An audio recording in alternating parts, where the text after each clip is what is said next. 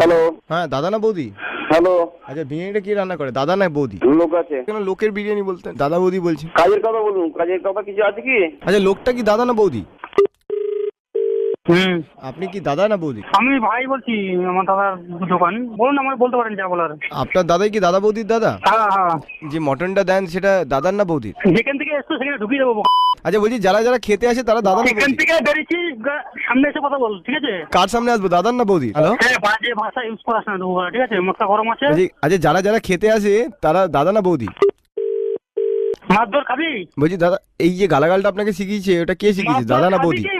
মারধর খাবি? আচ্ছা এই মাঠটা আপনাকে কে শিখিয়েছে, দাদা না বৌদি? সামনে আসতে আবার দেখতে হবে, ঠিক আছে? আচ্ছা কার সামনে আসবো, দাদার না বৌদি? আমার সামনে আয় তুই। আচ্ছা আপনি কে, দাদা না বৌদি? তো বাবা, আচ্ছা আমার বাবা কার বেশি ফেভারিট, দাদার না বৌদি? এই শুনে রাখুন।